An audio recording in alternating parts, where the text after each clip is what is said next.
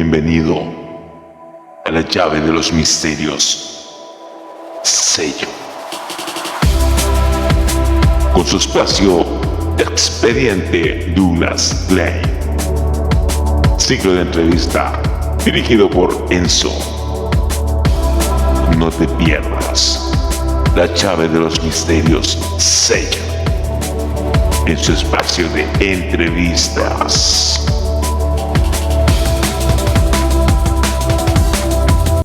Ya, bienvenido a la llave de los misterios. Muchas gracias por asistir a esta nueva charla titulada Expediente Douglas Clay, colaboración entre la llave de los misterios y mi logo UFO Encrypted para servirles.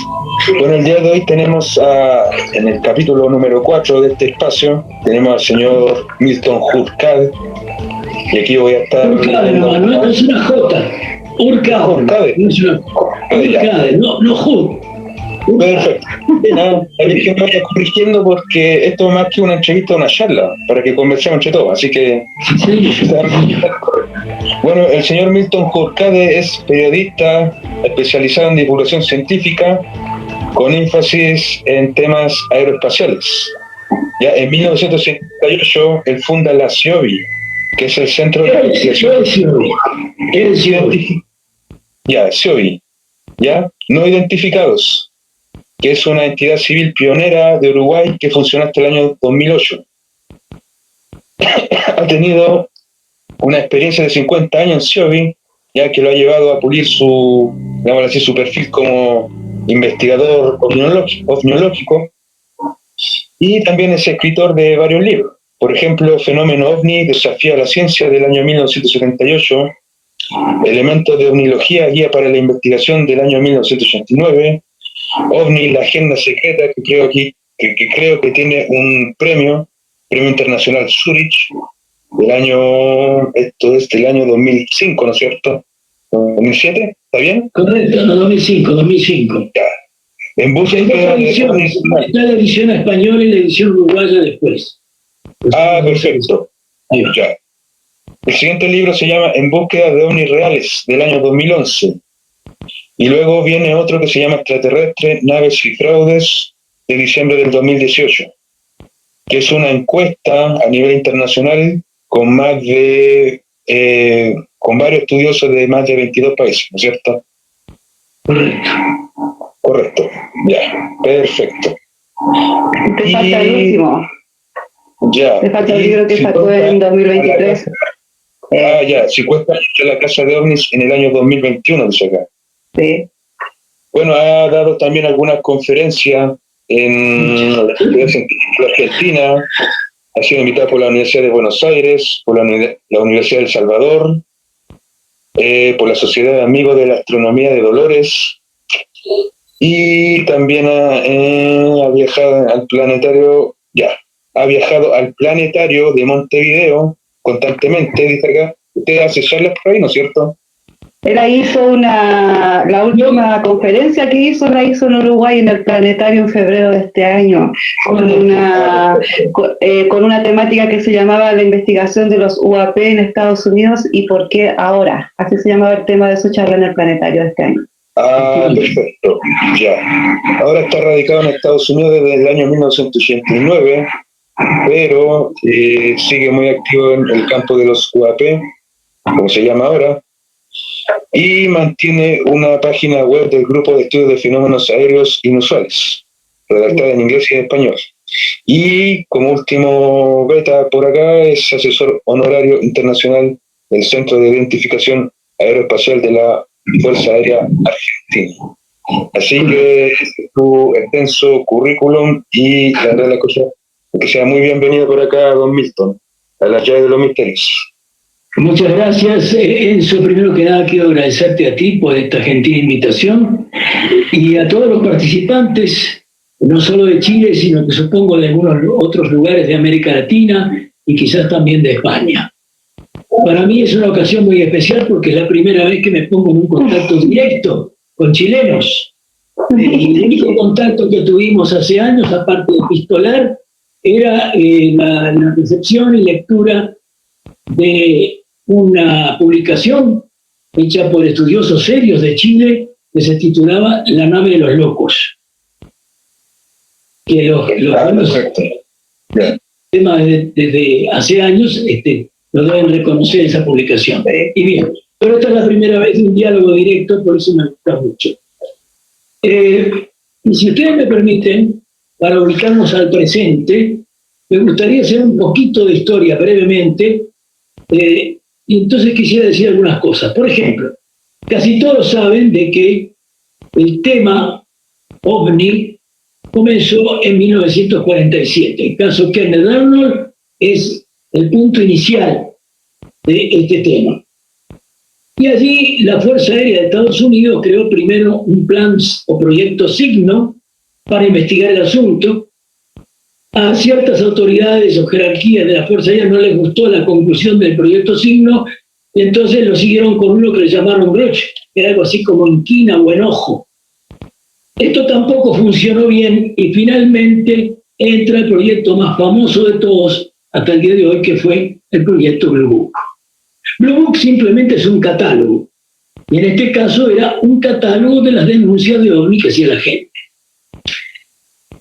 Este Blue Book funcionó desde 1952 hasta 1969, y su más destacado director fue el capitán Edward J. Ruppelt. Ahora bien, Ruppelt en cierta medida se cansó de tener que lidiar con el tema, con el nombre de platillos volantes, un disparate que inventó un periodista cuando tomó declaraciones a Kenneth Arnold, porque confundió la dinámica de los objetos que Arnold había visto con la frase que él dijo que parecían como platillos rebotando en el agua. Y entonces el periodista dijo, platillos volantes, flying saucers. Entonces cuando Ruppelt se cansó de eso, dijo, basta, ahora se van a llamar Unidentified Flying Objects, UFOs, la traducción a español, ovnis. Y por ahí justamente empieza la tarea más seria sobre los no identificados. Es precisamente durante la vigencia del Blue Book cuando arrecia una campaña mediática pero terrible. ¿Para qué? Para llevar a la población a creer en extraterrestres, porque ese es el propósito. Luego, las conclusiones de la Fuerza Aérea, cuando pasa todo ese periodo de investigación, de estudio, al frente del cual estaba el astrónomo Joseph Allen Hynek, la Fuerza Aérea de Estados Unidos concluyó lo siguiente: ninguna denuncia de OVNI investigada y evaluada por la Fuerza Aérea fue jamás una indicación de una amenaza a nuestra seguridad nacional. No hubo evidencia presentada o descubierta por la Fuerza Aérea de que observaciones categorizadas como no identificadas representaran desarrollos o principios tecnológicos más allá del alcance científico moderno conocido. Y finalmente no hubo evidencia indicando que observaciones categorizadas como no identificadas fueran vehículos extraterrestres. Esta fue la conclusión a que llegó la Fuerza Aérea entonces. Muchos no quedaron satisfechos, obviamente, por esa conclusión. Además, hubo algunos casos, como el tema Roswell, que llevó a varias explicaciones distintas hasta que la Fuerza Aérea dio una conferencia de prensa y presentó un libro que le llamó Roswell, punto final, pretendiendo explicar el caso como a raíz de un proyecto Mogul, que era una serie de globos que se lanzaban al aire, que se suponía podían trasladarse con los vientos hasta la Unión Soviética y poder captar por las sacudidas cuando allí se realizaba alguna explosión atómica, de tantas que se realizaban entonces por ensayos nucleares. Pasan 50 años desde entonces. Vamos al presente. Aunque parece que un terremoto, un sacudón inesperado, y entonces se vuelve a la investigación oficial del tema. Y muchos han dicho, esta película ya la hemos visto. ¿Por qué se vuelve ahora? ¿Qué cosa, no exactamente igual, pero sustancialmente igual y semejante, ocurre ahora de lo que ocurría cuando fue necesario establecer el proyecto de ley? Es muy simple, porque es muy fácil de entender y porque además así lo ha dado por toda la prensa internacional, después que a mí se me ocurriera, eso sí. En estos momentos, como en aquel entonces, hay una guerra fría. La Guerra Fría entonces enfrentaba el bloque occidental, Estados Unidos y la OTAN, con la Unión Soviética. La Guerra Fría actual es un poco más compleja, pero sustancialmente enfrenta otra vez el bloque occidental y Estados Unidos a la cabeza con China y Rusia. Y por ahí Irán, y por ahí también Corea del Norte y algún otro que se quiera sumar. Pero fundamentalmente Estados Unidos por un lado, China primero, Rusia segundo, ahí está el conflicto.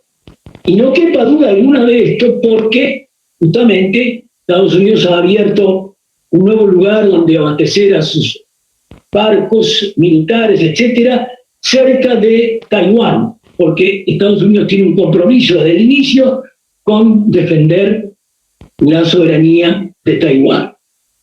Cuando para los chinos quisieran hacer lo que hace Rusia con Ucrania ahora, quisieran invadir Taiwán porque ellos consideran que es territorio suyo. Bueno, ese es uno de los puntos que hay entre estos dos adversarios. Pero este tema de Ucrania realmente es inconcebible, hace que haya nuevamente un enfrentamiento. Entonces hay una tensión internacional muy clara y esta es una segunda guerra fría. ¿Qué se hizo en la Guerra Fría aquella? Entre otras cosas, como cosa muy importante, se trató de espiar a los adversarios o enemigos. Y para eso se creó el famoso SR-71, el más espectacular avión que hasta ahora haya existido, supersónico, 3 a 4 veces la velocidad del sonido, iba tan alto que los pilotos tenían que usar un traje tipo espacial. Pero antes incluso del SR-71 estuvo el U-2, un avión todo negro, unas alas enormes, que también volaba muy, muy alto, al punto que misiles rusos no podían alcanzarlo. Pero una vez uno lo alcanzó, lo bajó, ahí tomaron prisionero al piloto, y entonces fue necesario tener otro avión mejor, un avión ya estratosférico, un avión que iba a una velocidad extraordinaria, era imposible, nunca lo alcanzaron, nunca lo detuvieron. Este avión se cansó de sobrevolar el territorio ruso, de tomar metros y metros y metros de fotografías, y había algo interesantísimo e increíble. Una vez que el avión tomaba todas esas fotografías que estaban en una especie de recipientes grandes, así como de 50 o más centímetros de lado, todo eso que iba en el avión volvía, y cuando estaban sobre Alemania, descargaban eso, como si quien tira una bomba, descargaban eso, pero había un avión que tenía detrás una especie de red como para cazar mariposas, pero enorme, y ese aparato, ese recipiente con toda la fotografía caía dentro de esa red. Y eso era llevado luego a tierra, y ahí la gente de la CIA y otros examinaban esos rollos con todas las fotografías y analizaban qué era lo que mostraban, lo que había y lo que no. Todo eso se hizo durante esa Guerra Fría. Pero esa Guerra Fría, ¿qué implicó? para Estados Unidos. Implicó justamente el desarrollo de una serie de aparatos no convencionales, súper avanzados para entonces. El caso del SR-71 es bien claro, el Blackbird, y entonces hubo que hacer toda una serie de ensayos y cosas para perfeccionar aparatos que fueran capaces de espiar. Eso, pienso yo, también en parte está sucediendo ahora. Por supuesto, la tecnología de entonces ahora ha cambiado tanto como la tecnología de que ahora disponemos para vernos y escucharnos frente a lo que había entonces en aquel tiempo de la Guerra Fría. Entonces, ahora tenemos un aparataje totalmente diferente para cumplir una función prácticamente igual. Y estos aparatos y estas cosas han llamado la atención a pilotos, originalmente pilotos de la US Navy, de la Armada de Guerra de Estados Unidos, haciendo prácticas de vuelos en el Océano Pacífico y en el Océano Atlántico, en zonas que son netamente restringidas, donde nadie más supuestamente puede volar, porque son zonas específicamente determinadas para esas prácticas militares. Pero es de aquí que estos pilotos de golpe se encuentran con otras cosas raras que ellos no pueden entender. No les pasó nada a ellos, nadie los atacó ni cosas por el estilo, pero vieron esas cosas extrañas y quedaron impactados, maravillados y todo lo demás. Esos casos, de los cuales 3 fotos recorrieron el mundo, llamadas FLIR, Gimbal y Goes Fast, son fotografías en infrarrojo, no directas. Bueno, esos casos recorrieron el mundo. Interesante saber que cuando los pilotos llegan, no solo probar los aparatitos, sino interesa la reacción de los pilotos, cosas de esas, y el experimento se completa con todo eso. Entonces pienso que eso es muy importante de tener en cuenta. Fíjense que en realidad los pilotos lo que afirman es que para ellos era algo extraordinario, para ellos era algo que no podían entender cómo podía hacer esas maniobras aparentemente tan rápidas, como algo que está en el aire llega a sumergirse en el agua. Muy bien. Ahora, hay un experto británico, Mick West, que hizo un análisis de esos 3 videos presentados por los pilotos, y el resumen que les voy a dar de Mick West es que el video FLIR dice muestra un avión distante, el video Gimbal muestra la claridad infrarroja de los motores de un jet, el movimiento de giro del objeto, que parece que de golpe se va para un lado, se debe a un sistema de la cámara montada en el cardán. Y finalmente el video Go Fast muestra probablemente, dice Mick West, un globo, se mueve muy lentamente, agrega él.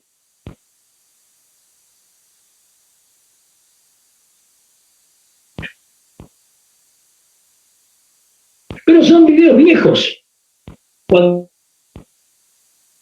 Son videos de 2004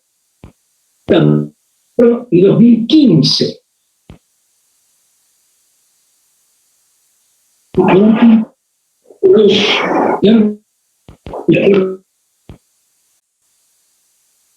Se crea en 2020. En 2021 presenta un informe preliminar de los UAP y dice a un grupo del Senado que estos UAP pueden ser chinos, rusos o desarrollo del gobierno de Estados Unidos o de la industria estadounidense. Y estas 2 afirmaciones finales para mí son muy, pero muy importantes, porque piensen que esta era una entidad oficial perteneciente a la Fuerza Naval. Y concluye eso. A pesar de eso, el 23 de noviembre de 2021 se decide terminar con el UAPTF para ampliar el alcance de la investigación y se crea el AOIMSG. Esta es una locura de sigla, pero AOIMSG, que significa Grupo de Identificación de Objeto Aerotransportado y Sincronización. Su propósito, según se definió, es detectar, identificar y caracterizar a objetos de interés en el espacio aéreo de uso especial y para evaluar y mitigar cualquier amenaza asociada a la seguridad de vuelo y la seguridad nacional. Pero la cosa no queda ahí, porque la iniciativa de terminar con el grupo de la Marina la toma la directora adjunta de Defensa Kathleen Hicks, en estrecha colaboración con la directora de Inteligencia Nacional Avril Haines. Las mujeres tomaron las decisiones. Y hay algo más que sigue a esto. Porque la última organización, que es la actual, ustedes ya habrán escuchado de ella, se llama, la sigla es AARO, que significa Oficina de Resolución de Anomalías en todos los ámbitos. Y su función es sincronizar los esfuerzos de todo el departamento y con otros departamentos y agencias federales. Cuando dice departamento se refiere al Departamento de Defensa y otras agencias federales para detectar, identificar y caracterizar objetos de interés en, sobre o cerca de instalaciones militares, áreas operativas, áreas de entrenamiento, espacio aéreo de uso especial y otras áreas de interés, y según sea necesario, mitigar cualquier amenaza asociada a la seguridad de las operaciones y la seguridad nacional. Esta es una iniciativa de Kathleen Hicks, la directora adjunta de Defensa. Y entonces nombran al doctor Sean Kilpatrick como director de esta oficina AARO. Le pidieron eso a principios de 2022 y el doctor Kilpatrick aceptó. Por otra parte, el 24 de octubre de 2022, la NASA, y si ustedes siguen el tema, ustedes saben que tanto la AARO como el grupo de científicos reunidos por la NASA han presentado sendos informes relativamente recientes. La AARO lo hizo ante el subcomité del Senado que preside la senadora Gillibrand, y el grupo de la NASA hizo una reunión pública también en que hablaron diferentes científicos haciendo su exposición sobre el tema, pero fue invitado el director de la AARO también a esa reunión y les puso lo que hasta ese momento se había estudiado y conocido. Tanto la AARO como el grupo de científicos de la NASA tienen que presentar este mes de julio sendos informes, cada uno. Y estamos esperando hasta este momento que esos informes se publiquen y se hagan conocer. Sobre lo que yo les decía de la Guerra Fría, el 21 de febrero, el diario El País de España, en su edición internacional, presenta un artículo que dice: una nueva Guerra Fría entre Estados Unidos y China está expandiéndose alrededor del mundo. Y sí, me gusta dar ciertos detalles que son importantes. No, perfecto, está excelente. De nota máxima que damos acá en Chile. No, excelente. Hay que felicitar el resumen que lo hizo, el contexto completo, todo el repaso de estos últimos casi 80 años de lo que ha sido el movimiento ufológico enlazado a la visión de las Fuerzas Armadas y la seguridad nacional. Es un aspecto muy particular en el que el señor trata. Él no viene a hablar de hipótesis ufológicas cualquiera, no está hablando con los pies puestos en la tierra y con la evidencia concisa. Eso es lo que se necesita, ¿no? Porque hay mucha especulación y mucha magia a veces que se pone de por medio. Pero en ese aspecto va mi primera pregunta, don Milton. Mire, hay una polaridad acá en relación a todo esto que está ocurriendo con los UAP y la participación de esta entidad investigativa. Una parte, bueno, tampoco quiero dar nombres, pero hay una parte que dicen que esto es desinformación. así ocultamiento, así tal cual como usted dice. Pero hay una parte que es sensacionalista, que es un poco más mágica, que dicen que esto está yendo paso a paso para estar de alguna manera ya en una etapa final, decir o confirmar la existencia de vida extraterrestre. Que yo no soy muy inclinado a esa idea, ¿eh? Pero no sé si usted nos pudiera explicar un poco más por qué esto está generando esa polaridad, estos dos pensamientos.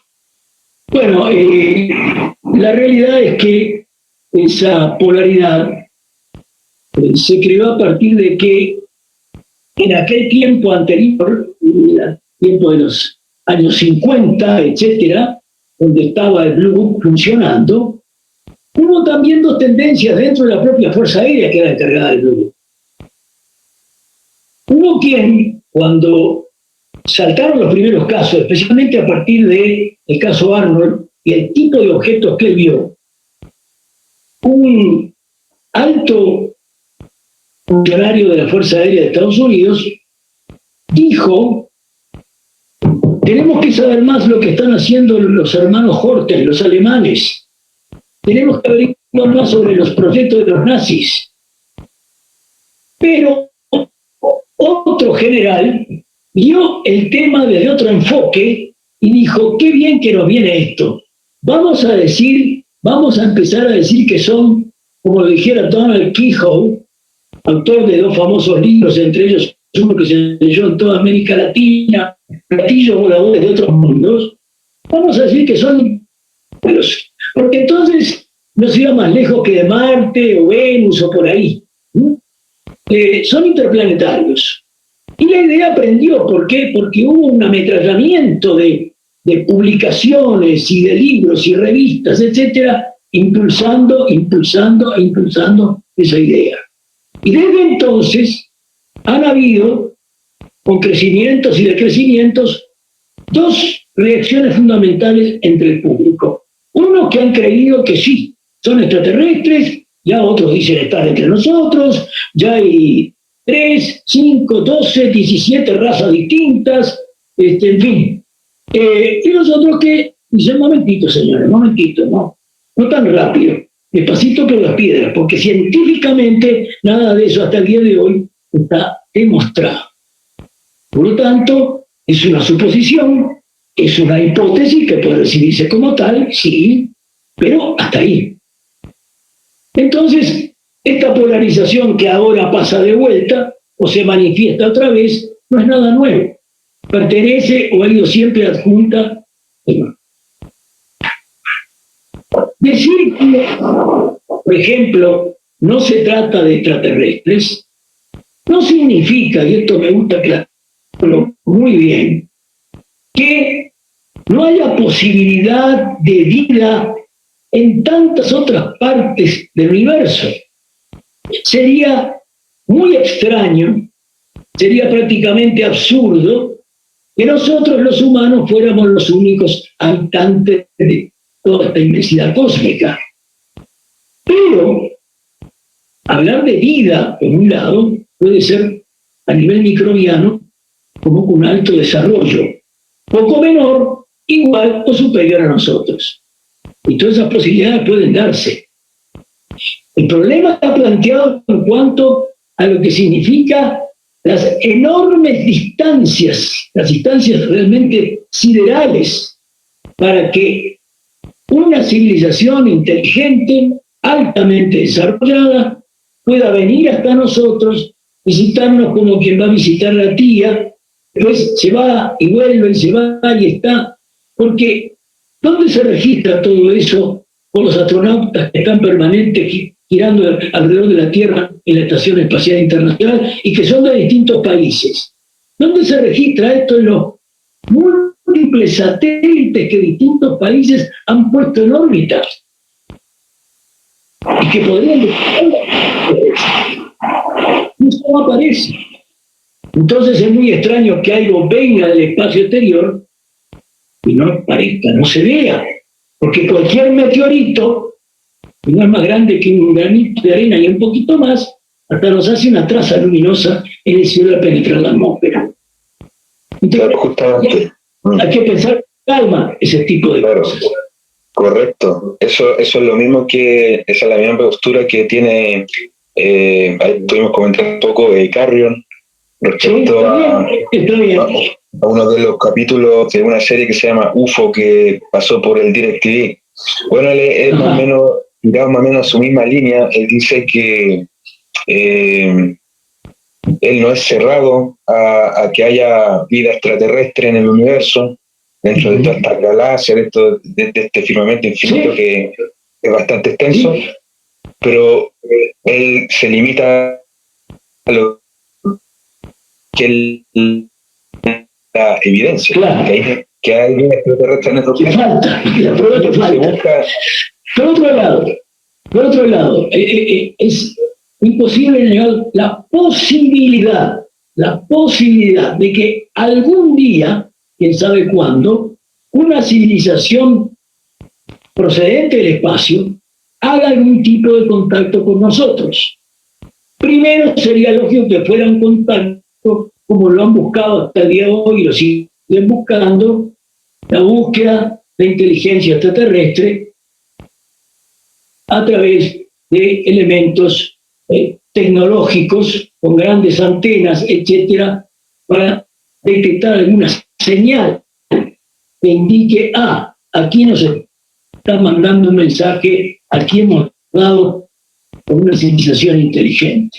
La posibilidad está. Si yo negara esa posibilidad, bueno, tendría mi mente si fuera pero bueno. Pero una cosa es que algo sea posible para el futuro, seguro, y otra cosa es afirmar algo que hasta ahora no ha sido constatado. voy a darle el pase a Dama Tarot a ver si quiere emitir alguna interrogante, o a Omar, que está por ahí también. Muy buenas noches. Buenas noches, Sí. mucho gusto. Muy buenas noches, don Milton. Gracias por acompañarnos.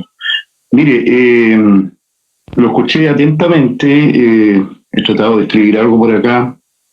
Es más que una pregunta, voy a leer algo que escribí y usted me puede contestar si es efectivo lo que yo entendí. Mire, lo que yo entiendo que a usted, por ejemplo, no le agradan los extremos. O sea, por ejemplo, la gente que es muy escéptica o negacionista del tema, pero a la vez tampoco está de acuerdo con los muy creyentes o gente que avala el fenómeno. Y la pregunta sería si usted mantiene una posición intermedia sobre este fenómeno que es real. Esa es mi pregunta, don Mil.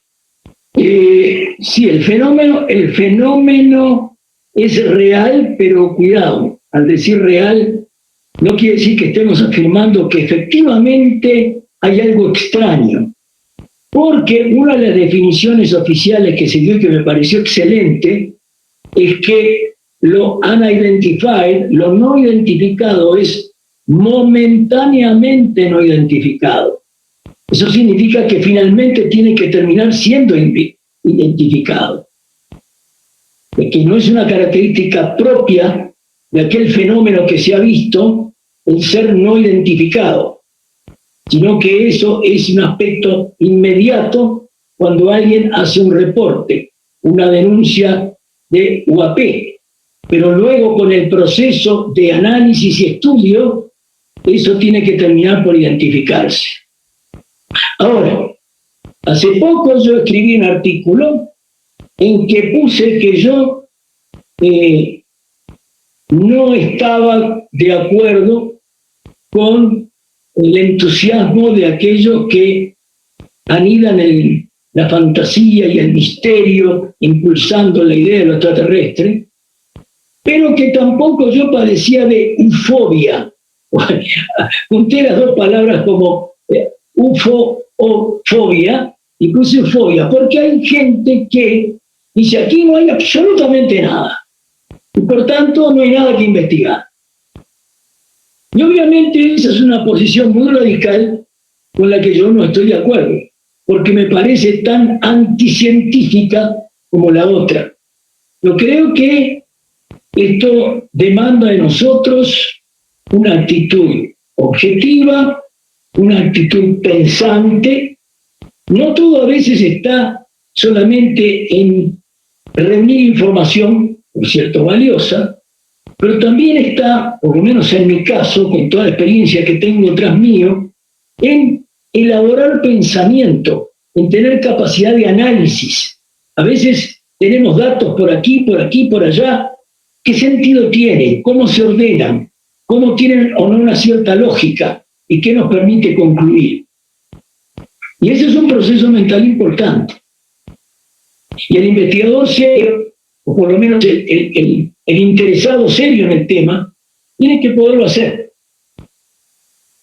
Pero además hay que recurrir a las fuentes confiables de la información.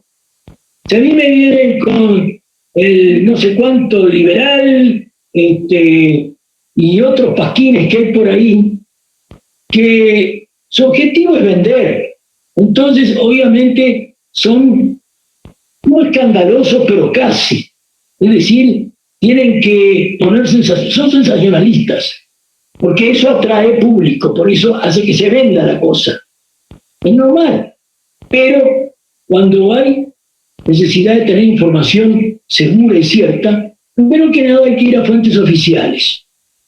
La ARO o la NASA han hecho hasta justamente reuniones públicas donde uno podía enterarse de lo que han llegado a conocer o no y cómo encaran los científicos que están en esos grupos el tema.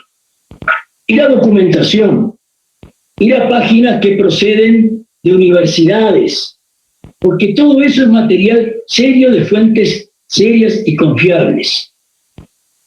Los diarios, la prensa en general, la TV, ni qué hablar, necesitan material para tener la audiencia, para tener la gente, y entonces como este tema vende, y vende bien, lo sabrá el mexicano Jaime Maussan, entonces claro, hay que siempre tener alguna cosa. Lo hemos tenido 2 veces por acá, ¿eh?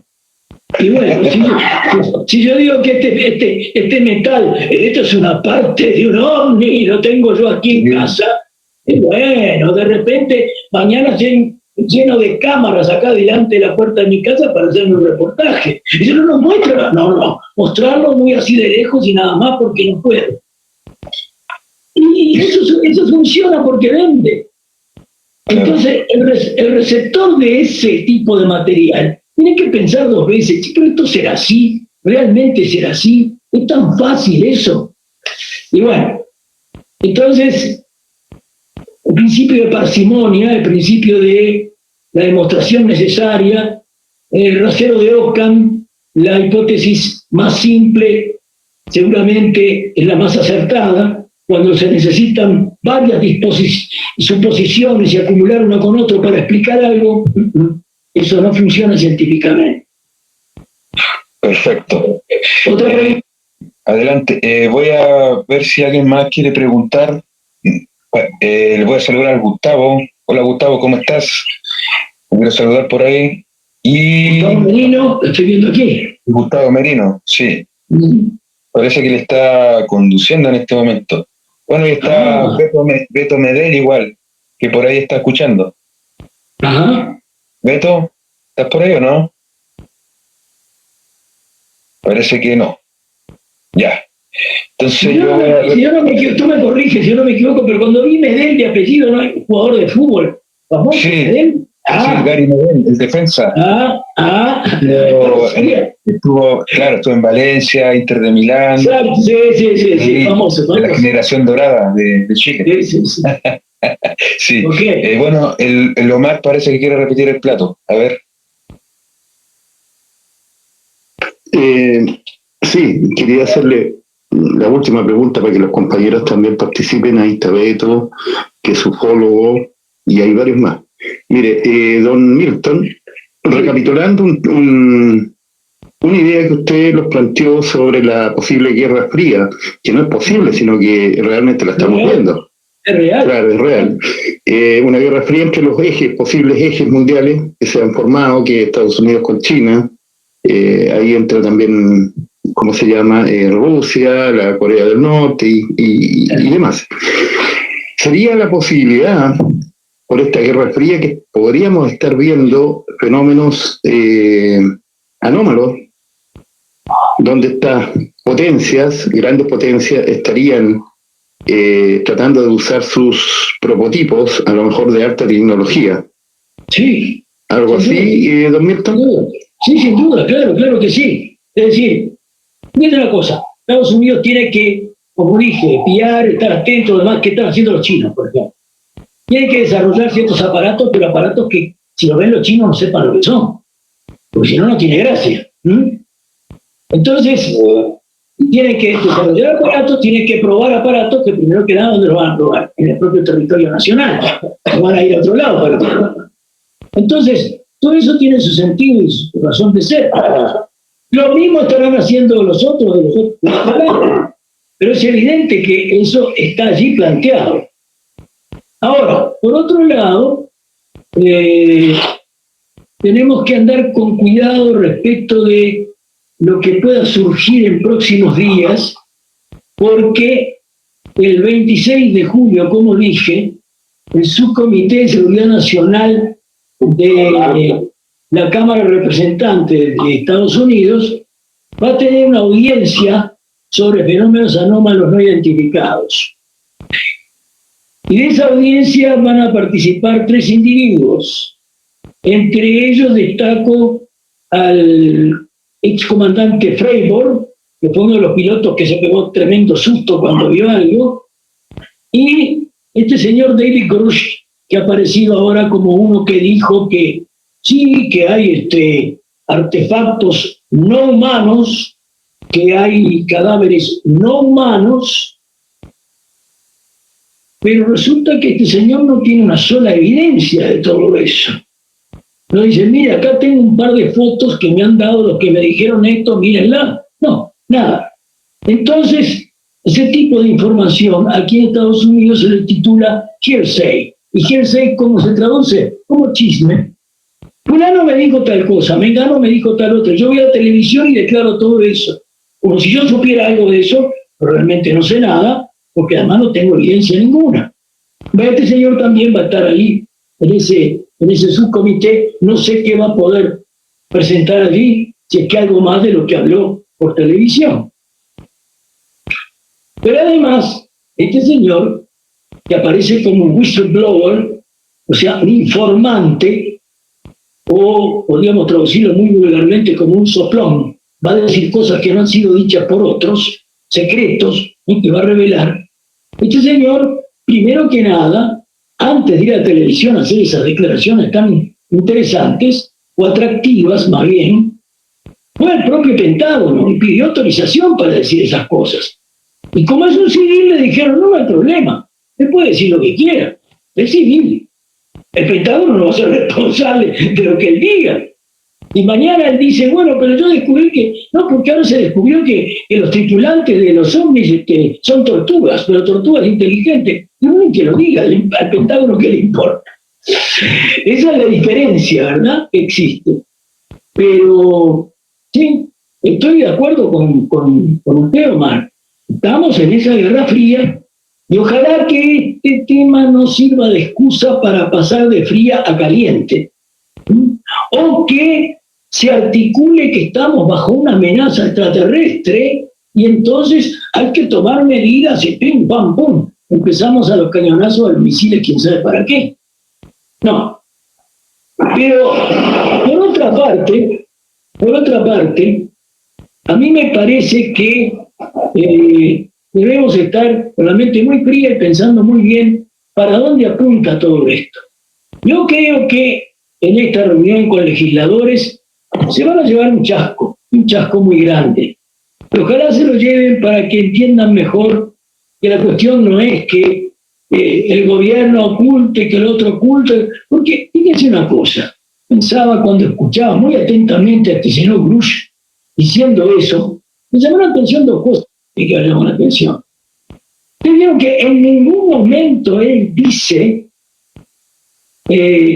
sí, porque se han recuperado, retrieved en inglés, aparatos no humanos y hay cadáveres no humanos. En ningún momento él usó la palabra alien, alienígena o extraterrestre.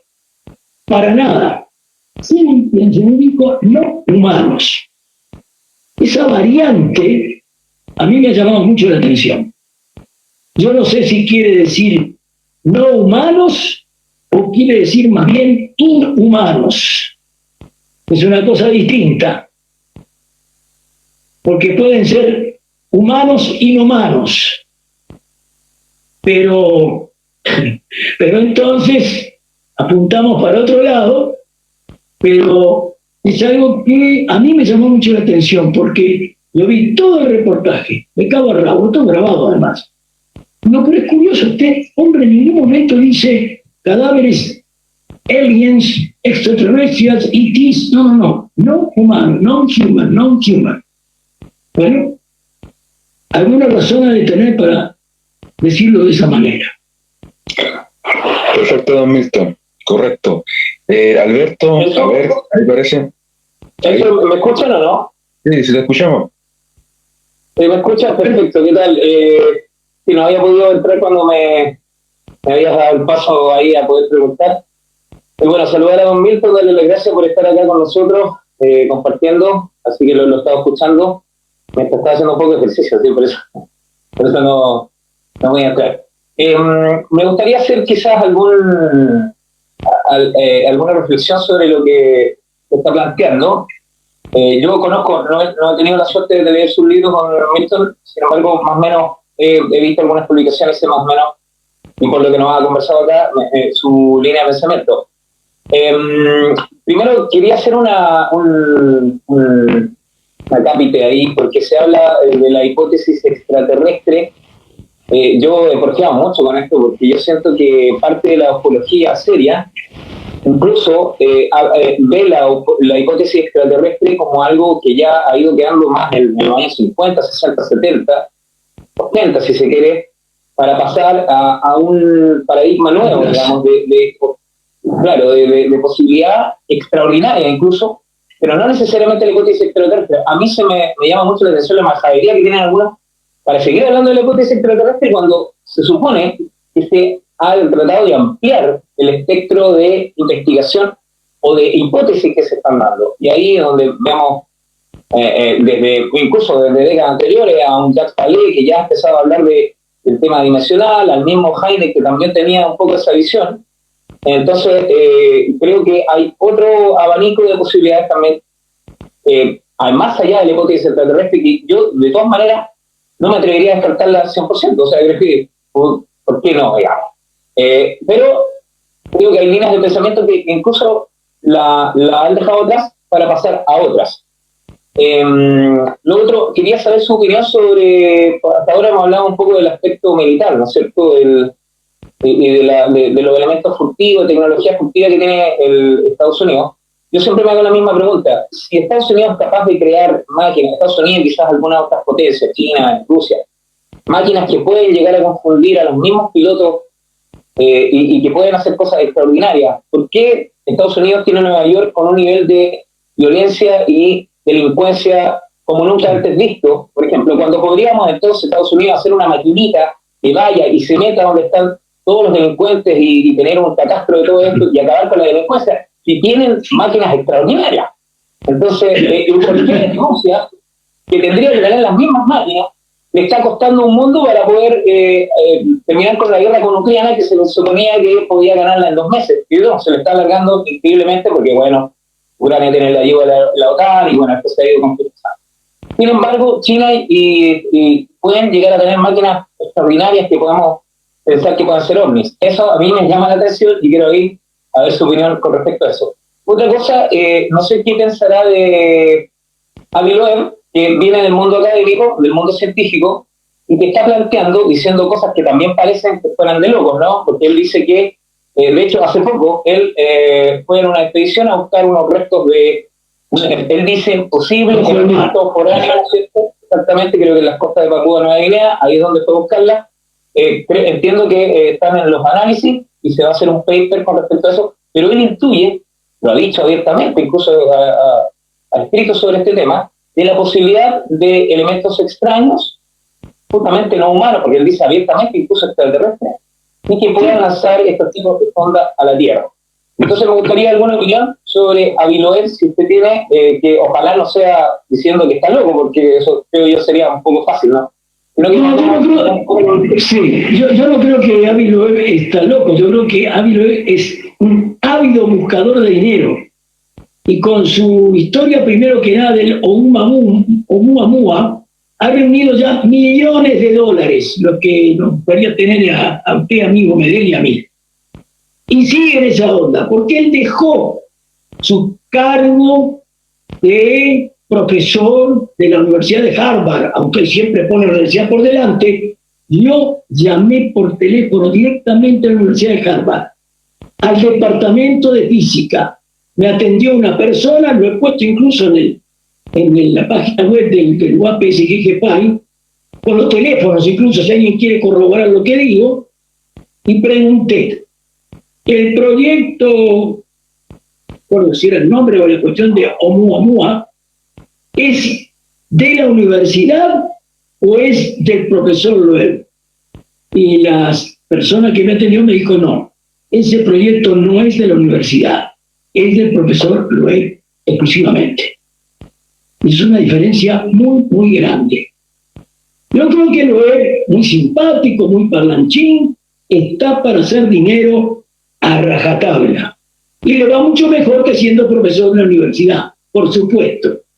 Pero además hay otra cosa, no olvidemos. Dice la Universidad de Harvard. Sí, de la Universidad de Harvard también era aquel famoso psiquiatra que se dedicó a investigar abducciones. El Mac. ¿Cómo? El doctor Mac. Exacto, el doctor John Mac. Pero lamentablemente, eso lo he demostrado en mi libro OVNI y la agenda secreta, Mac se salió del método científico para impulsar el tema abducciones. Y fue muy profundamente lamentable porque no cumplió una serie de pasos imprescindibles para poder valorar o no la calidad de testigos del presentado.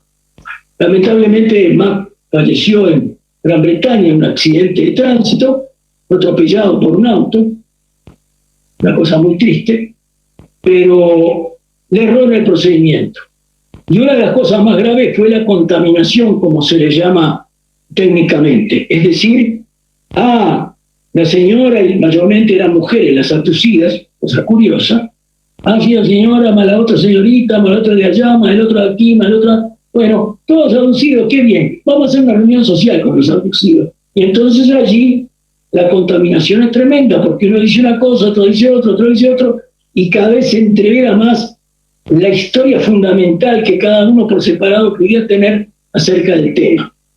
Eso no se hace científicamente, porque eso contamina la nuestra. ¿Me entiende cualquiera? Pero lamentablemente el doctor Mac cometió ese error. Pero había otra pregunta anterior que usted me había planteado, Medel. Ya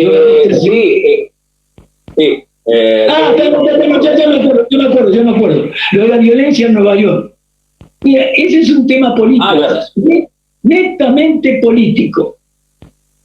En los lugares donde hay gobernadores del Partido Demócrata, que además tienen fiscales del mismo partido, la actitud es tan blanda para los criminales que las cárceles son como esas puertas rotativas que tienen los bancos, entran por aquí y salen por allá. Se ha dado casos de bandas juveniles que entran a negocios importantes, o a veces a un supermercado, pero también a negocios donde hay, por supuesto, artículos electrónicos. Entran a veces encapuchados para que no los reconozcan, no, coches de ellos mismos lo están esperando afuera, y así rompen de dinero, rompen de todo, y al barrer se llevan todo lo que pueden. Al parecer, hay ciertos lugares donde esas cosas después se venden, y de ahí obtienen dinero.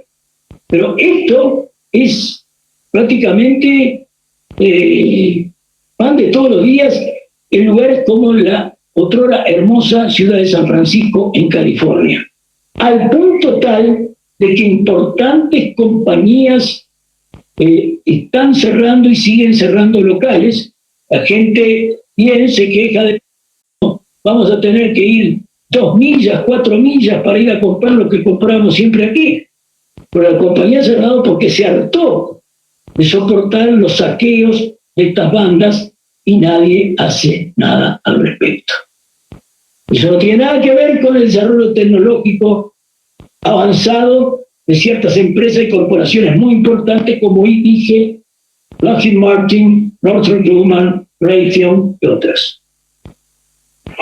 Perfecto. No, si lo que yo le planteaba, claro, es que las mismas consorcios pudiesen fabricar, ya que este es un problema para una nación, un problema importante, ¿no? Entonces pudiesen también aprovechar este genio tan extraordinario como para poder combatir, incluso hasta les podría servir para poner en práctica estas máquinas, porque las guerras no digamos que son muy frecuentes. Entonces, pero no con este tipo de aparatos que son netamente militares, no. Pero ya digo, es decir, si realmente hay gobiernos locales, gobiernos estatales, olvidemos que Estados Unidos es un país de la cantidad de estados que están unidos, pero cada estado es casi como quien dice un país en sí mismo. Tiene su gobierno propio, su legislación propia, todo lo demás, sus leyes propias. Entonces, esas autoridades locales que han sido electas son las que deciden las cosas. Entonces, si hay criminalidad, ¿qué se precisa? Una policía bien equipada que reprima.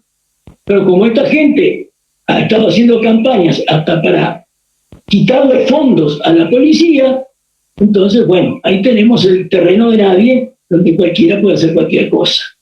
Eso pasa en ciertos lugares, en otros lugares no. Pero no se necesitan estas cosas sofisticadas para ese tipo de situaciones. Perfecto, correcto. Eso. ¿Cómo? Dime. No, yo quería comentarle algo, pero dale, sí. A ver, comenta nomás, comenta. Ponele bueno nomás. ¿Aló o no? Ya fue. Sí. Ya. Dale, Omar. Ponele bueno, a ver. Parece que... tenía muteado por eso. Ya, dale con tu comentario, Beto, y después sigue Omar. Ya, dale. No, era para preguntarle por justamente estas declaraciones de este señor Grach, que efectivamente yo creo que, claro, son súper rocambolescas, yo coincido en eso, porque él ha llegado a decir, incluso habló de pacto de los alienígenas con el gobierno, con los militares, no sé. ¿Qué señor es? David Grach, el que nombró. Sí, el que va a estar ahí en el Congreso. Sí. Oye, eso. Me saqué los audífonos Bluetooth porque parece que ahí me van a escuchar mejor. Entonces, pero también hay una seguidilla de gente que está hablando, eso me causa curiosidad a mí, entonces, porque hay un señor Gray también que trabaja para el Pentágono, porque esto es muy curioso. David Grach entiendo que trabajó en el Task Force, justamente en programas de estudio de UAP, Sí. Este piloto Gray, Sí. apellido Gray, y están hablando otras personas más o menos como en la misma sintonía. Entonces, esta es gente genuina que está hablando, digamos, hablando lo que sabe o lo que le han dicho, no sé, o lo que han presenciado, o es gente, digamos, que puede tener algún tipo de iniciativa para poder lucrar o alguna cosa así, o esto es armado o esto es una maniobra de contaminación, que creo que eso también se lo preguntaba, orquestada con algún objetivo, desacreditar el estudio serio, no sé. ¿Cuál sería su visión? No, desacreditar no, pero por ejemplo en el caso de Grush lo ha declarado inclusive, de que él espera reunir fondos para una sociedad para estudiar el tema. Bueno, ahí tenemos un motivo. Él lo dijo públicamente. Entonces, detrás de muchas cosas de esto hay siempre el signo pesos. Hay gente que se mueve y que quiere impulsar la cosa como misteriosa, extraña, lo demás, porque primero eso planteado así, acucia el interés del público en general. Y el público en general es capaz de gastar dinero para solventar, supuestamente, la investigación que tal institución privada o tal otra aquí o fulanito de tal allá quiere llevar adelante. Entonces, cuando a mí el factor dinero aparece, ya se me tira abajo todo. Y este señor Cruz ha declarado, entonces yo ya veo el interés de él personal en impulsar el tema porque quiere fundar una sociedad para investigar el tema. Seguramente los socios van a tener que pagar con la sociedad. Flavia Céspedes. Sí, ahora no, pero ahora parece que viene Omar. No ha hablado nada. Sí, Omar. Es coterránea suya, sí. Sí, ahora viene Omar. Es compatriota suya, Flavia. Con su pregunta. Viene Omar, a ver, Omar, ¿estás por ahí o no? Omar. Sí, pero le cedería a la dama la pregunta a Flavia. Ya, Flavia, dale. Un caballero. Muchas gracias. Muchas gracias, pero no tengo ninguna pregunta. Está muy claro, todo lo que usted dijo está muy claro. Lo que sí decía Alberto es que yo soy uruguaya, igual que usted. Sí, mucho gusto, encantado. Mucho gusto y es un honor que nos represente. No, por favor, con mucho gusto. Espero que cuando esté en Uruguay de vuelta, el año próximo en verano, y dé la conferencia habitual en el planetario, ¿no? Que podamos encontrar personalmente. Muy bien. Allí estaré y le haré acuerdo de esto. Por supuesto, claro que sí. Omar, ibas a decir algo, ¿no? Sí, don Milton. Mire, era justo lo que estaban conversando algo con Alberto ahí. Era sobre el lucro en este mundo ecológico, en estos últimos tiempos. Mi pregunta es, ¿qué opina usted sobre el lucro en la ecología? Si es funesto o no es funesto para esta investigación. Porque últimamente se ha visto mucho lo que es lucrativo, libros, especialmente libros, congresos que todos sabemos, donde se cobra por eso. Y esa es mi pregunta hacia usted. ¿Qué opina sobre eso, don Milton? Sí, Omar, absolutamente, y eso es la parte más triste, digo, es más lamentable y hasta diría yo repudiable de todo. La búsqueda del lucro, la búsqueda de hacer negocio. Se negocia con gente que se lleva a ciertos lugares que se dicen son especiales, a hacer contactos, a tener experiencia misteriosa, fantástica, qué sé yo. Se organizan excursiones a esos lugares, muy bien cobradas. En esos lugares, inclusive, se sugiere utilizar un brebaje de origen indígena que son sustancias alucinógenas, una famosa llamada ayahuasca. Entonces, después que la gente toma un tecito de ayahuasca, ve cualquier cosa y acepta cualquier cosa. Entonces después dice, yo estuve allí, pero yo lo vi, yo experimenté eso. Claro, ¿cómo no? Pero está el Museo del OVNI en Roswell, negocio de punta a punta y de cabo a rabo, con muñequitos chiquititos así, hasta muñequitos de tamaño supuestamente real de un ET, con sus ojos grandotes y todo lo demás. Y la gente va y pone el dinero y lo lleva, y son millones que mueve ese negocio al año, millones de dólares.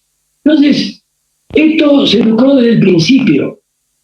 En Estados Unidos, aquí, cuando todo comenzó, hubo una serie de individuos que dijeron haber tenido encuentros con extraterrestres y hasta viajado en sus naves. Uno de ellos que se hizo, hubo varios muy famosos, George Adamski, el más famoso de todos, que dice que fue a Venus y los venusinos y lo demás, cuando la ciencia dice, no, mi vida no puede existir en Venus porque las condiciones de Venus no permiten eso. Bueno, Ya después Adamski ya estaba muerto, así que no había problema. Pero ¿cuánto dinero hizo Adamski con eso? Y Truman Bethune, y ¿cómo era? Era una cantidad de individuos, digamos, que de repente 12 o 15 que publicaban libros, que daban conferencias. Había un lugar en California llamado Giant Rock. Era una roca más o menos grande. Ahí hacían una tarima donde estos iban a dar sus charlas. Había un señor que vivía abajo de esa roca, que era uno de los que estaban en el negocio, porque alquilaba el local.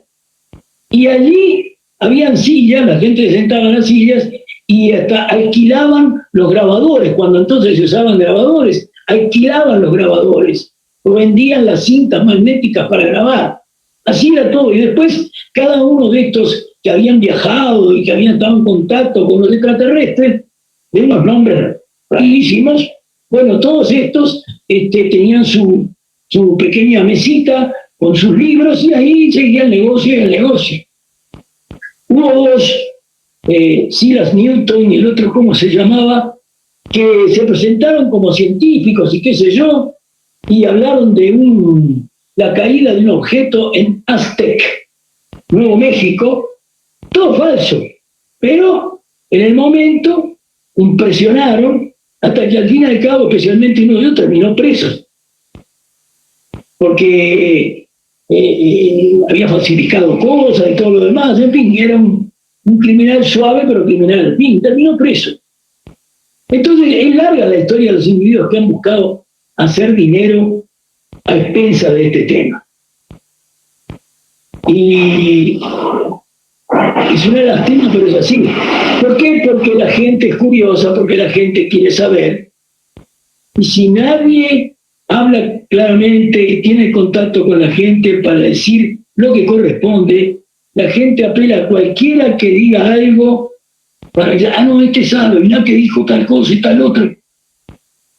Después hay que pagar por la conferencia, hay que pagar por el libro, hay que pagar por el viajecito a tal lado, donde ahí van a poder ver de repente algo.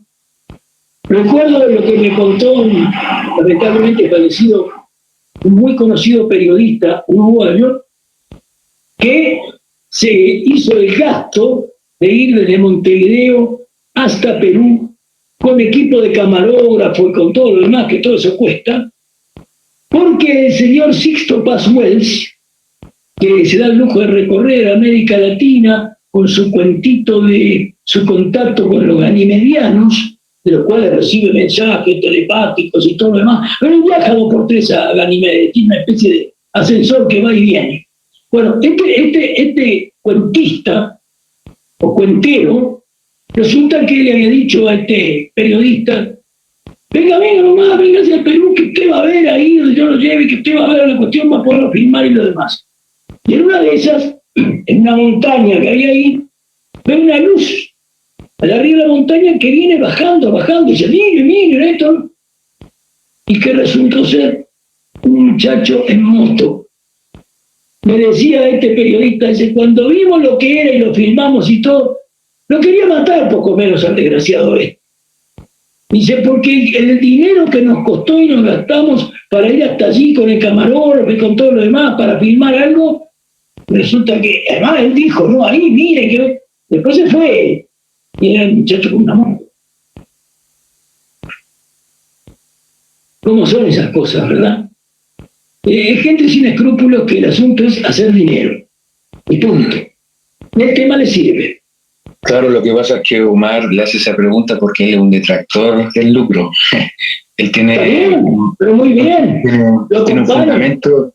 Claro, es que él tiene un fundamento, bueno, que siempre lo comenta, que como el fenómeno OVNI no se ha resuelto, entonces es un asunto que... Sí, siempre está pendiente. Bueno, una justificación por el cual no se debería cobrar por ciertas conferencias, a través de los libros. La organización de congresos, etcétera, etcétera. Claro, justamente. Yo tengo que aclarar algo porque se habla de libros y dice, pero usted también publicó libros, sí, pero... Claro, justamente, yo igual iba a decir eso.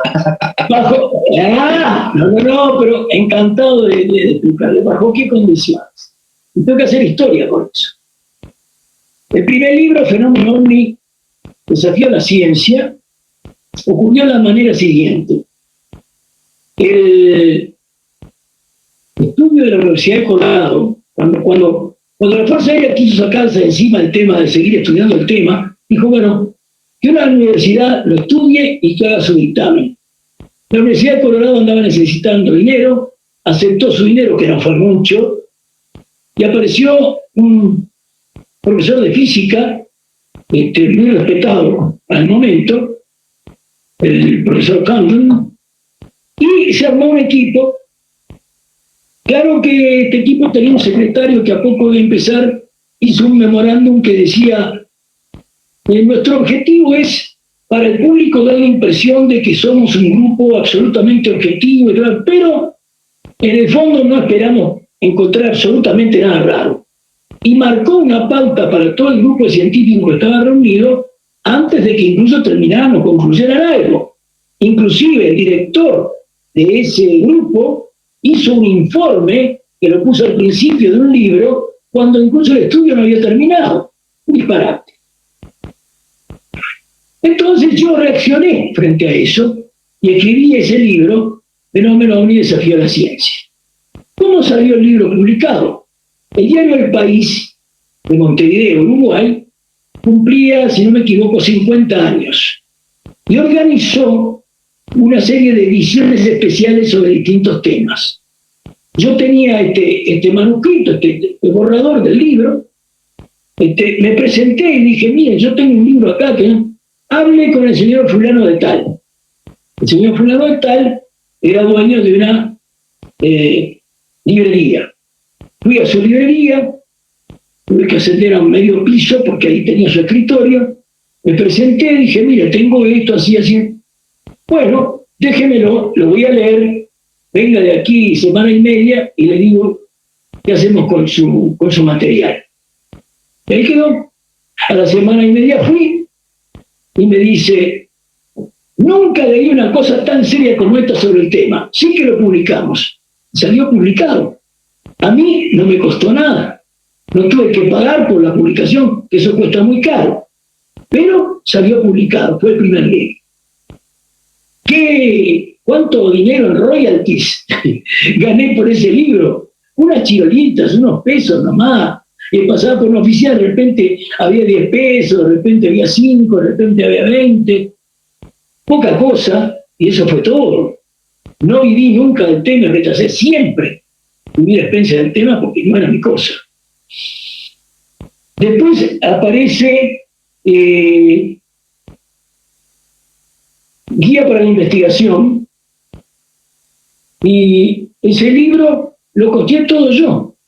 Lo escribí, fui a una imprenta, pagué por la impresión y después le di a un distribuidor para que lo distribuyera y terminó vendiéndose mucho en Buenos Aires. Ese libro yo terminé mandándolo a quien me lo pidiera por internet, hasta el día de hoy, aunque he advertido que hoy ese libro está atrasado, hay que hacer una actualización del mismo. Ya hice otra antes, pero habría que hacer otra después. Así que por ahí ese libro fue todo costeado por mí antes de venir a Estados Unidos. Lo vine en el 89, 1989. Salió antes. Estando aquí en Estados Unidos es cuando escribo Fenómeno OVNI, Desafío a la Ciencia. La Fundación Anomalía de España realizaba un concurso mundial con el premio Zúrich, titulado en, creo que era 2.500 o 1.500, no me acuerdo, euros. Pongamos 1.500 euros. Bueno, yo no escribí el libro para ganar 1.500 euros, pero quería que el libro se difundiera, que siempre lo que quería. Que se difunda, cuanto más gente llegue, mejor. Y algunos colegas españoles me estimularon a que me presentara con el libro.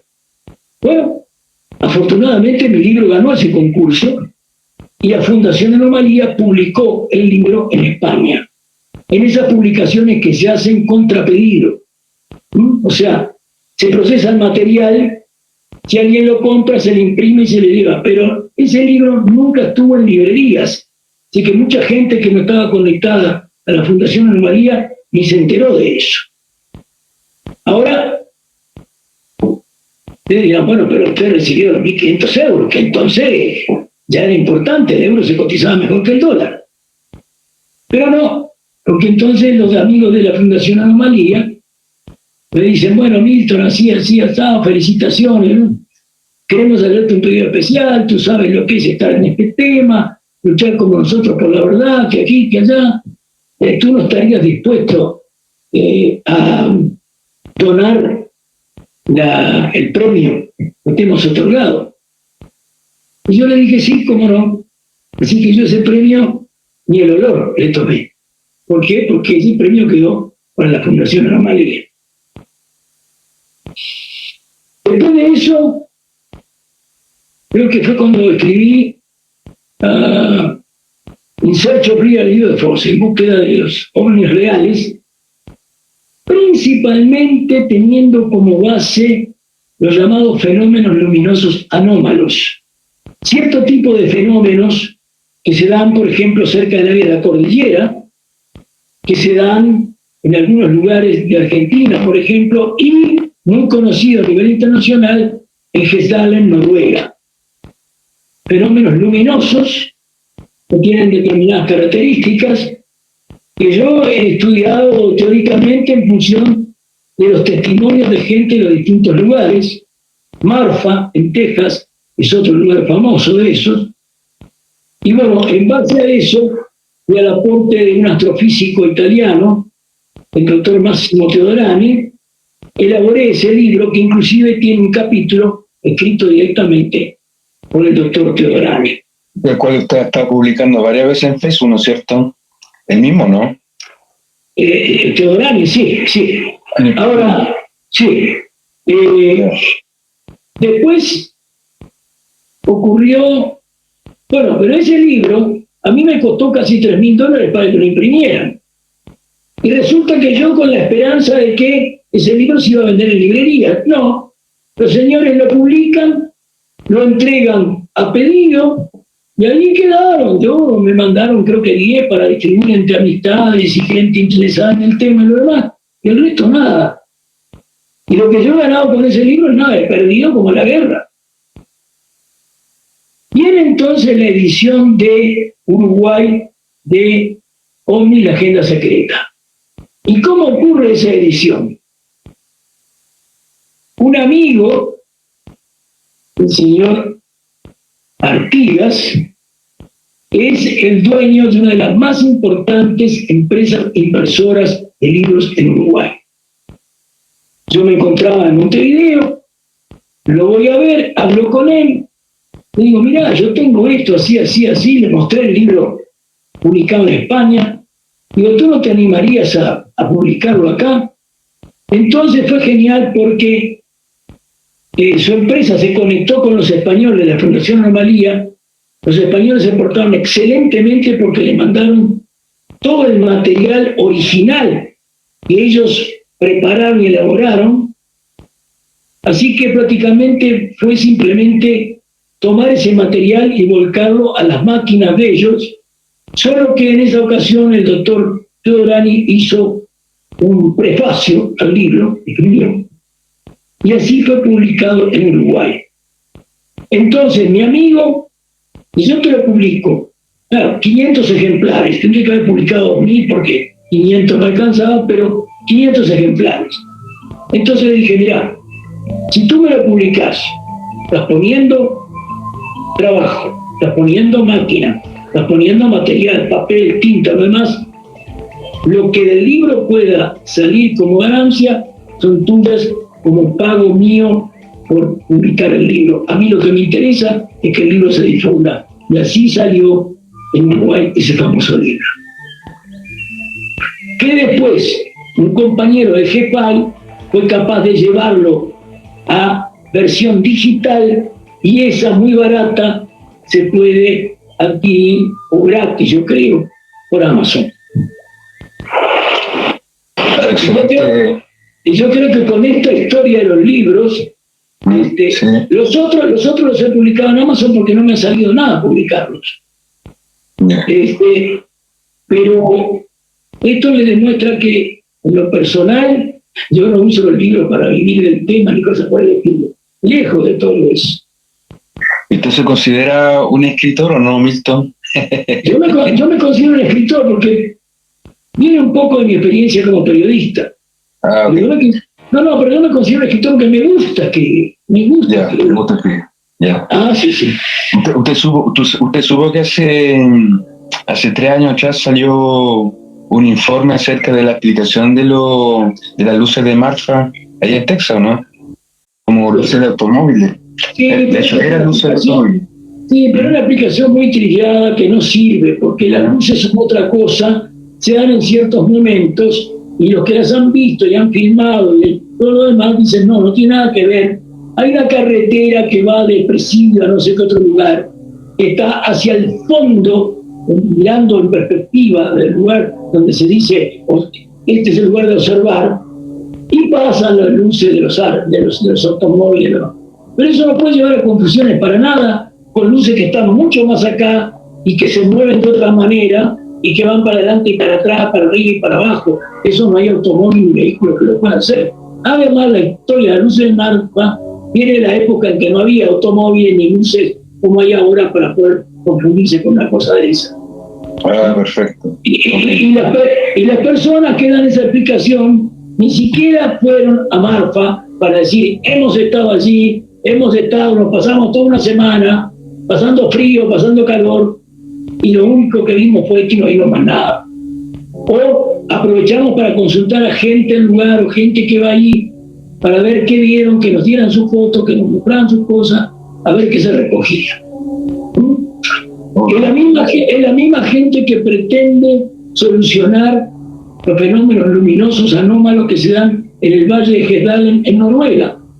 Un centro que puede ser estudiado de años por múltiples científicos de distintos países, los propios noruegos, italianos, belgas, australianos, de otros lados. Bueno, ahora se va a retomar esta investigación con equipos más sofisticados. Mucho mejor. Exacto. Sí, porque yo, por ejemplo, yo visité la página en su oportunidad y habían fotografías que llegaban hasta el año 2012, 2013 y como que después ya cayó en desuso. Pero hablamos de estas cámaras antiguas porque hay una página en donde tienen volcada esas fotografías en blanco y negro. Sí.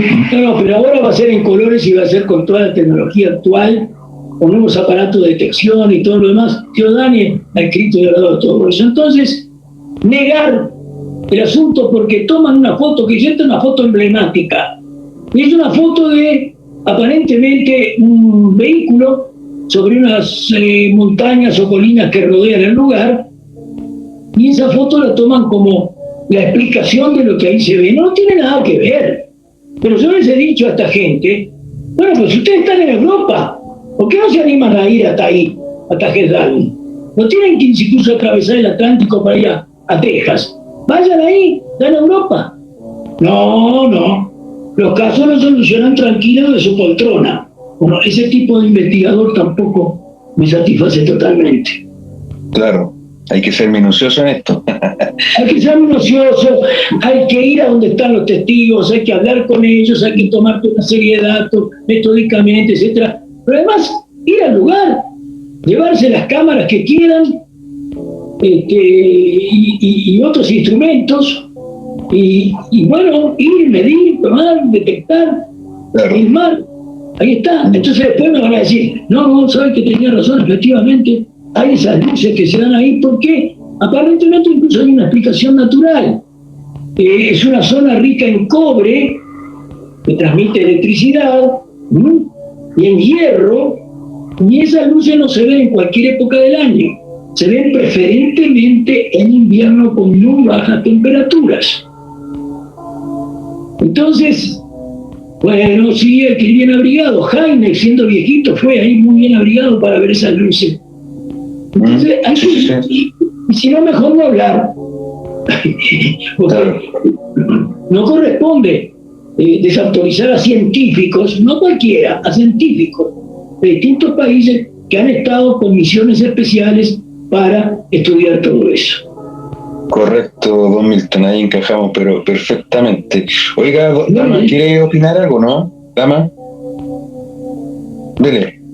Estaba escuchando atentamente todas las explicaciones que me gustan mucho. A mí me gusta mucho.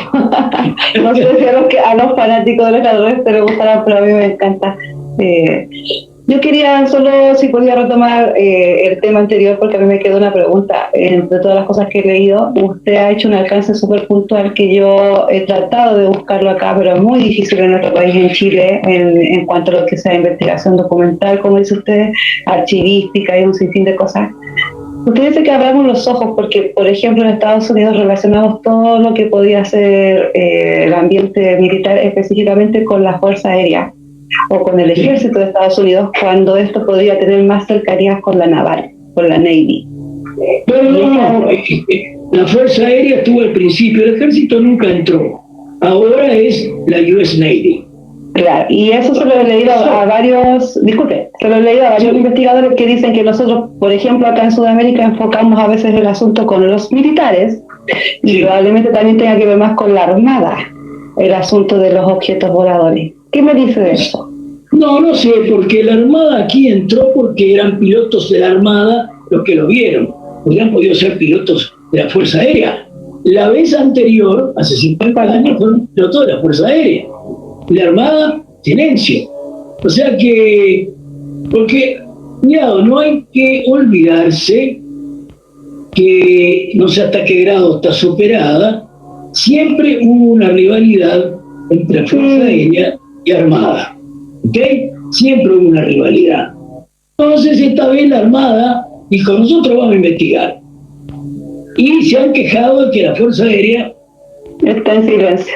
Como que no quiso entrar a facilitar información o esto o lo otro demás. Probablemente le han obligado a hacerlo, pero con cierta reticencia, ¿verdad? Porque hay esa cosa. Hay esa cosa. No olvidemos que en el ensayo de grandes cohetes, de múltiples etapas, etcétera, hasta que se formó la NASA, cada fuerza militar tenía lo suyo. Ejército, Fuerza Aérea y navales. Hasta que apareció la NASA y dijeron, bueno, basta.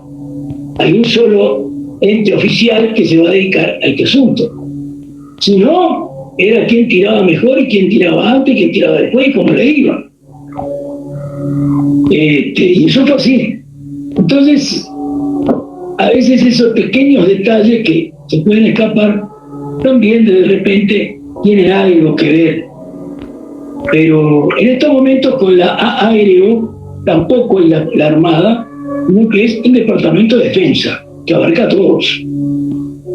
Y que expresamente ha ordenado de que se recojan y se entreguen los materiales, la información de toda oficina gubernamental y todo departamento. Departamentos son los ministerios, ¿no? Que haya. Así que esa está determinado como una obligación. Entonces nadie puede decir, no, nosotros acá no tenemos nada, nadie dio nada. No.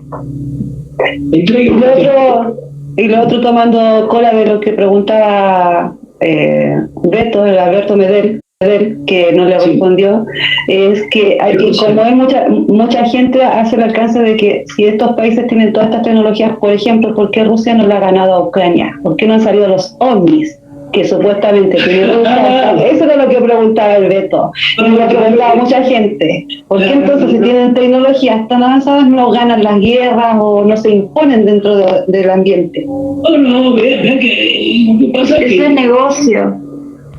Lo que pasa es que hay una cuestión geopolítica ahí de Rusia con Ucrania. Para mí la invasión es totalmente injustificada y es un acto tremendo de guerra, además muertes de niños, de mujeres, de demás, ataques a lugares que nunca debían ser atacados, como hospitales, por ejemplo. Una barbaridad lo que está sucediendo. Pero el país va con lo que tiene. Y los ucranianos fueron muy inteligentes en deshacerle las primeras cosas que juntaron con tanques. Les quedaron los tanques varados de por medio. Lo peor fue la muerte de muchachos jóvenes mandados a hacer la guerra para perder la vida ahí, útilmente, como quien dice, ¿no? ¿Quién consuela a todas esas familias? Entonces es muy triste. La guerra, como si es algo que debe impedirse siempre y extremar las posibilidades de un entendimiento, de un arreglo, donde hay un conflicto, buscar una solución de paz antes que irse a las armas, porque en el fondo de una guerra todos pierden. ¿Usted cree que este avance, si es que es avance, yo no lo pongo en duda, pero creo bastante el porcentaje alto de que mucho de lo que estamos viendo volar en el cielo son tecnologías terrestres, esté más enfocado con el asunto de la exploración espacial? La forma en que puede tener que ver con la exploración espacial más bien es un respaldo a algo que Estados Unidos creó no hace mucho, que es la fuerza espacial. Así como hay fuerza aérea, ahora existe la Space Force.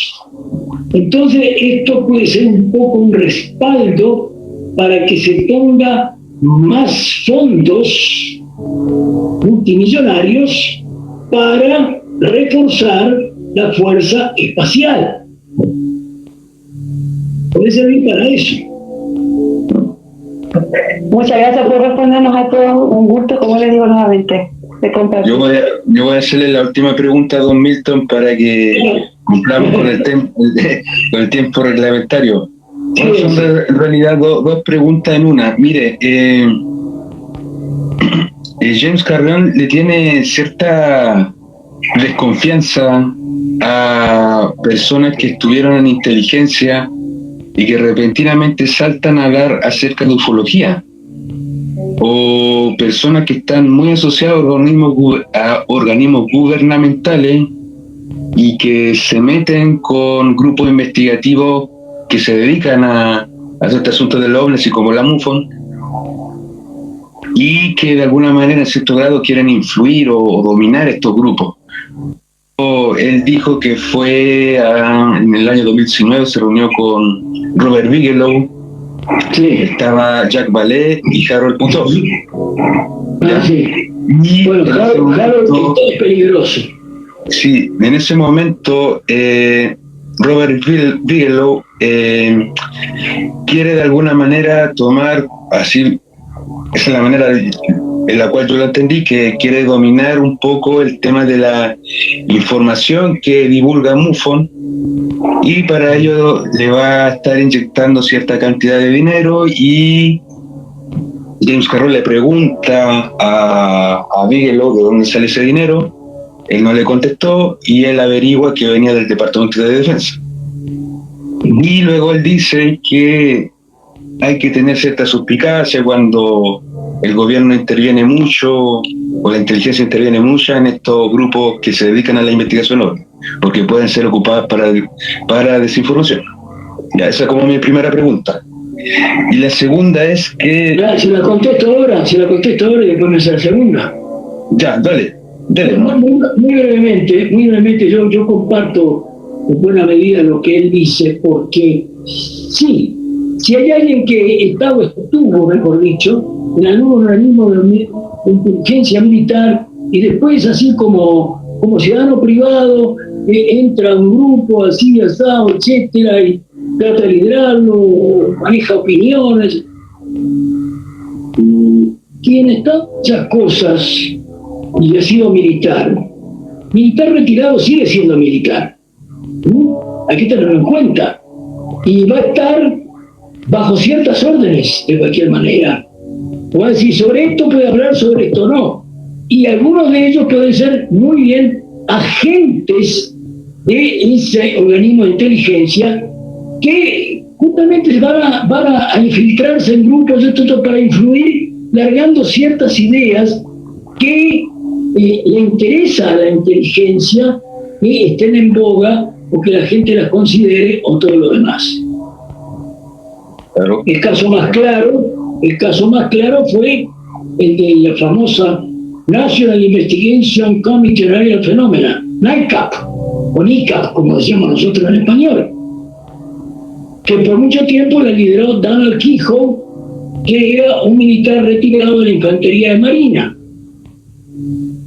Pero resulta que el directorio de NICAP estaba totalmente integrado por individuos que habían pertenecido a la Agencia Central de Inteligencia.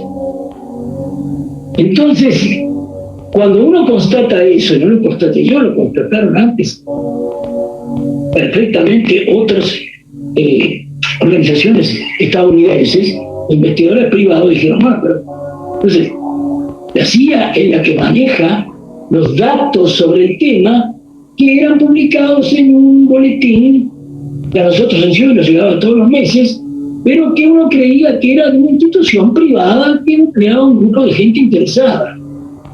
Cuando resulta que después se vino a saber que no. Realmente la CIA estaba detrás de esa organización. Habíamos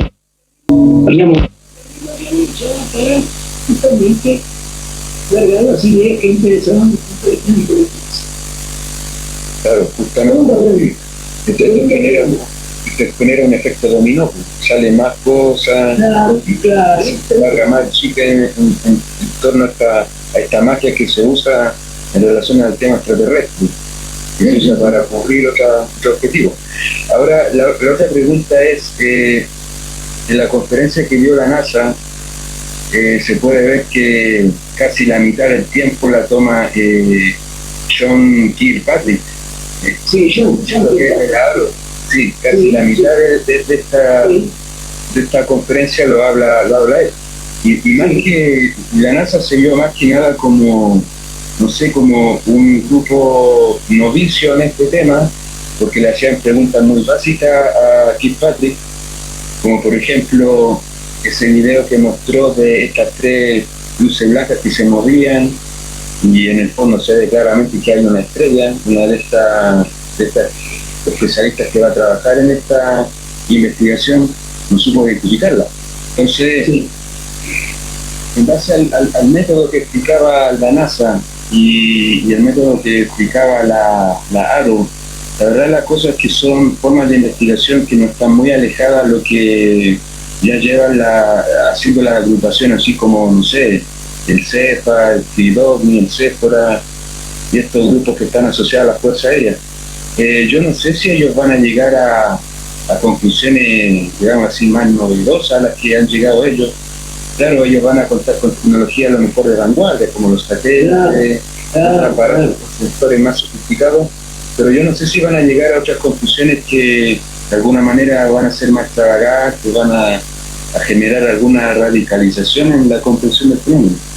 No, radicalización no, porque no vivimos que son todos científicos. Científicos actúan como quiere.